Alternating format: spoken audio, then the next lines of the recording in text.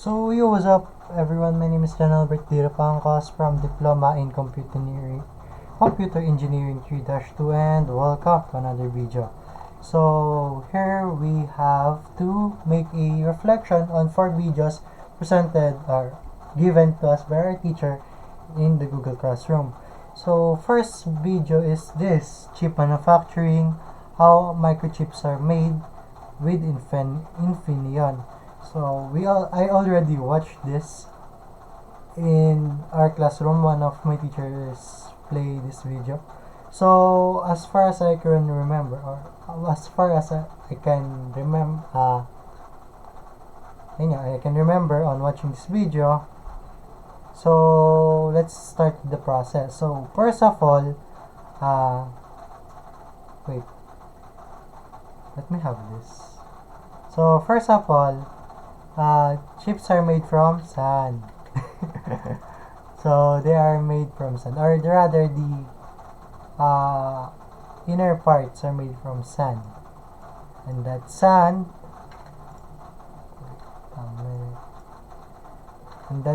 is heated up and equals to mirror.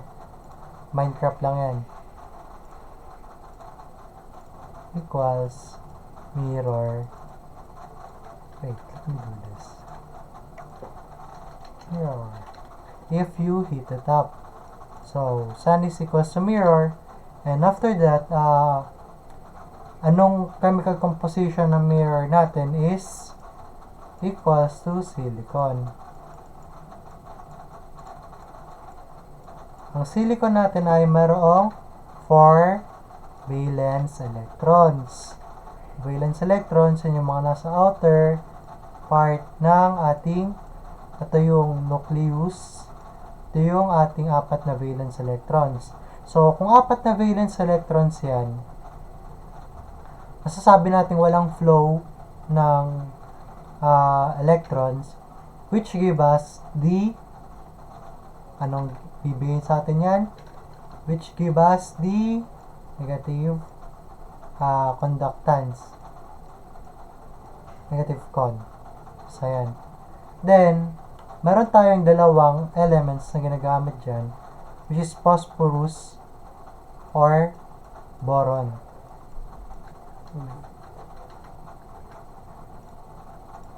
Phosphorus and boron. Br, bromine, boron. Yan, bilang natin. Boron. Wait a minute.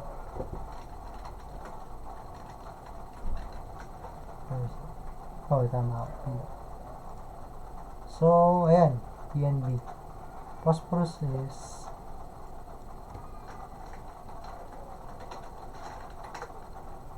tama. Bilang. I'm doubting myself. Ang tagal ka hindi nag-chem. So, ayang dalawang yan. So, ilan yung valence electrons ng ating phosphorus? Ating phosphorus ay merong 3. Ay, hindi. 5.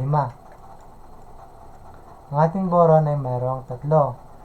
If you added a side of boron in this silicon, magkakaroon siya ng positive movement. Bakit? Let me explain. Kunyari, ito yung scenario 1. Ito yung scenario 1. Scenario natin, nandito yung ating 3, 1, 2, 3, 4. Basta marami yan. Then, meron 3, 2, 3. Yan. Itong side na to, yung 4 na nandito, that is our silicon, and then yung 3 is our boron. So, merong imbalance. So, ang mangyayari dyan ay may movement. Papasahan to para makompleto yung 4 valence electrons. Kasi ayun yung law sa ating chemistry. Ayun yung law ng physics, rather hindi chemistry, yung movement ng electrons. Well, it has a bit of it, pero physics yan. Pero, ayun, sumunod naman, ang scenario na to as meron ng movement, diba? Pag may movement tayo, magiging positive con, P con. Yan. Pcon na siya. Then, sa kabila naman, if you add 5, 1, 2, 3, 4, 5, 1, 2, 3, 4. Yan. Basta Balen selector na sa mga dinodrawing ko. Actually, ba't di na lang akong kumuha ng circle na? Diba? Pero okay na yan. Basta yan. Wait. Yan. So, nasa baba yung phosphorus. Nasa taas yung ano. Ang mangyayari dito is magkakaroon ng positive charge movement which will, in theory, will give us N con. Bakit? Kasi merong free electrons. Ang electron is what? Negative charge. So, that will give us N con. So, dito kulang, ipapasan, P con. So, ayun yung chemistry at physics beyond sa making ng ating microchips. So, next, let me get back this. Tapos nyan, ito yung sin-explain ko kanina, yung poles. Sa transistor yan, wait, may adds pa. Let me, wait. So, ayun yung process of making transistors. Kasama na rin din yung, making ng ating chips. Bakit? Sa loob ng ating chips ay thousands of transistors. So, paano ba nila ginagawa yon? So, first of all, meron silang yung sinabi ko sa inyong glass. Ito na yon. And then, pagkatapos niya, magde-design sila kung ano yung functions nito. For example, na-explain siya dito kung ano yung mga ginagawa ng functions. Wait, this part. Yan. Explain ko na lang mamaya. So, ayan yung ginagawa dyan. So, pagka-design yan, pupunta sila dito sa chamber na to. Ito yung, yung glass. Then, after ng glass, ayan, ipiprint nila gamit yung light from the machine which reaches up to thousands of Celsius. So, yun yung mainit, yun yung tutunaw sa glass na ginawa natin. So, siya yung maglalagay ng design, parang imprinting lang. Pero sa what you call this? Printing by light. Katulad ng, wait lang. Ayan, yung ginagawa dyan. So, pagkatapos nyan, magkakaroon na ng layers yung ating machine. Then, papaikutin ulit siya sa disk. Then, we'll add another layers, papatungan lang. Then, ayun. Kada pasok sa machine na umiikot dito, kada pasok dyan, lalagyan siya ng layer, making us, and adding the final touches, saka siya i-assembly. So, sa assembly, ayan na, yung ating disk. And, ayun, pagka-print.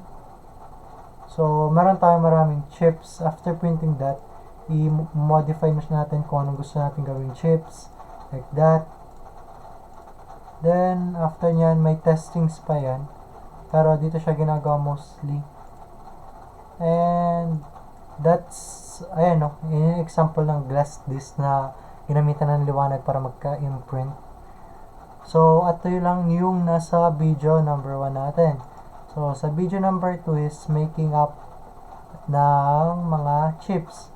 So, una may mga architectures like the memory models ng mga chips natin.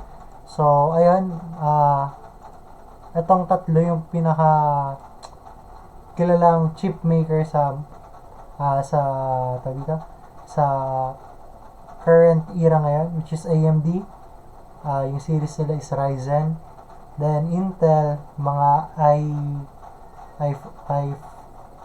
i5 generation, i7. So, etong NIC is mostly sa phone yan. Then may kilala pang chip maker, pero internal din sa phones gumagawa, depende.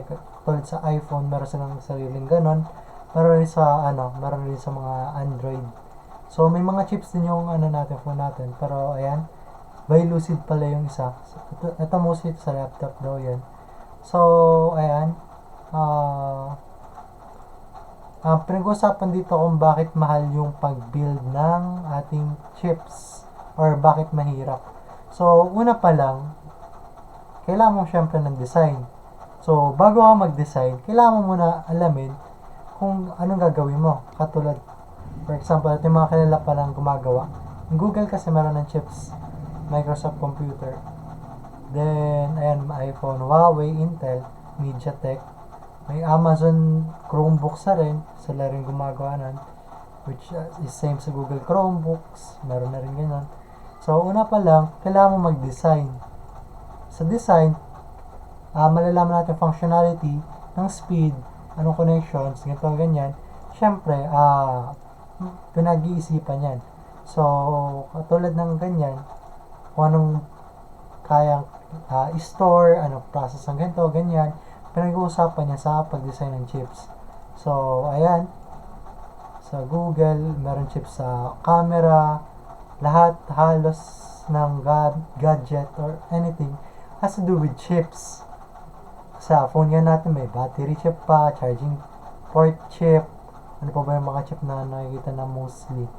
Camera chips, sa loob yung CPU, Central Processing Unit ng ating phone. Small chip lang siya pero kulay green. Then yung chip na yun is depende sa maker pero mostly gray yung itsura nun. So ayan, pagkatapos sa design, fabrication. Then ayun, design, pagkatapos ng fabrication, sinusuplayan yung ibang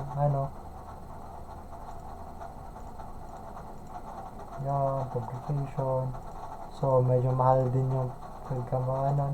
So, ito na yung process kanina na tinuro doon. Yung wafer, yung lens, yung mask, yung liwanag. Ito yung sa machine. Pagkatapos gumawa ng design, lalagay sa mask. Yung mask yung display sa lens. Yung lens yung mag-amplify ng ating light, which reach up to 100,000 degrees Celsius based on na video. Then, after nyan, ayan, kailangan ng extreme precision ng mga machine na gumagawa niyan, kaya rin mahal yung ating paggawa ng chips. So, ano pa ba? Ayan yung mga mga frauds na nangyari, or hindi frauds, rather mga mistakes. Pero ayun, yung mga gumagawa na ng mga ganyan sa China, yung dito, pag manufacture ng chips na medyo mali, medyo low budget, tapos binibenta nila high, para mga fake version. So, ayan, ito yung ating mga nangyayari. Una, architecture, then magkakaroon ng design, fabrication. Ayun na nga, pagkatapos nyan, magkakaroon na ng equipment, yung machine na yon, and software para i-design yon. Yung software para i-move yun sa another places. Then, after nyan is may packaging. So, pag i-imprint na ng chips, which is yung ginawa, nasa na yun? Yung layer by layer, ayan. Pagkatapos niya ng layer, magpa-package ka na. So, ayun lang yung nandito sa video na to. So, dito naman, in-explain yung photolithography. So, ayan. Let me explain to you. First of all, ito yung photolithography. So, meron tayong substrate, metal layer, resist layer, then yung pattern. Then, after ng exposure sa light niyan, ayun na, development, etching para matanggal yung copper sa baba, then yung substrate na. Para ka lang gumagawa dito ng sandwich. Bakit ko sinabing sandwich? Ayan din yung pagkaka-explain sa video na yan. So, ayan, gumagawa lang parang sandwich na may design based on and that concludes the conductivity, kung gaano kabilis yung conductivity, gaano kabagal, anong connected pathways ng dadaluyan. Then, ayun, that's how photolithography works. So, ayan, pag clean, H2 hydrogen oxide, hydrogen peroxide rather. Then ayan, first nyan substrate, linisin muna. Then ayan, silicone, add na yung silicone. Then maglalagay ng MDS. After that, ano na yan, isasabak na siya dun sa sa coating. Then meron pala napanood kami na paggawa rin ng chips, hindi ata nasabi sa video na to, pwede ka rin gumamit ng ng chemicals sa paggawa ng chips, pero mas ginagamit na ngayon yung ating light base. So ayan, yung heat and yung exposure, ito yung photo mask, pagkalagay sa meron na yan. And after nan, development, i-wash na yung mga mga natanggal na photoresist. Then ayan na, meron ng mga unprotected silicones, i-etch na yan. Ang madalas na gamit din nila dyan is liwanag rin, light waves din, pero pwede kang gumamit dito ng ng ferric chloride or other cleaning agents na medyo malakas sa ferric chloride para patanggal yung ating silicone. Then ayan na yung natira. After nyan, tatanggalin mo yung photoresist silicon dioxide. After applying silicon dioxide, ulitin mo ulit hanggang magkaroon ng pattern. Then after that, meron ka ng sandwich. Yung sandwich na yan, pwede na makapag-perform. So, ayan, gano'n daw kalaki yung improvements ng photolithography. So, imagine that ang laki ng ating equipments or computers. Siyempre, maraming chips sa loob. Ngayon, mas na-improve nila kasi mas maraming chips, or rather, mas maliliit yung chips kasi mas maganda na yung design niya. So, mas marami ngayon sa modern technology kaysa sa old, kasi sa features sa modern technology. Pero, mas maliliit naman siya compared sa dating technology. Then, ito yung formula. R is equals to V over N over A, N and A. So, ito yung degrees ng on how, then yung diameter ng light, then ayun, so nakadepende sa scene A. Then that's not complicated much more. Na-figures pa, ito yung spectrum ng ating mercury. So gumagamit pala sila dyan ng mercury sa pag-transmit ng lights, hindi ko nasabi. So on the next video naman, so how is a CPU made? So ayan, same process, glass sila, then added layers ng layers, design, ito na yung light. Ay, napanood rin namin to sa school. Then ayan, making the chips. Then ayan na yung coating layers, which is the process dito. Then after that, ayan, ang ganda ng lab nila dito. So ito na yung pagtanggal ng adding na yung monoxide, yung carbon monoxide. Then ayun lang, may adds na naman. So that's all what I've learned in this video. Medyo na-recall ko naman at halos lahat ng points na natutunan ko. And see you sa mga susunod na video. Goodbye!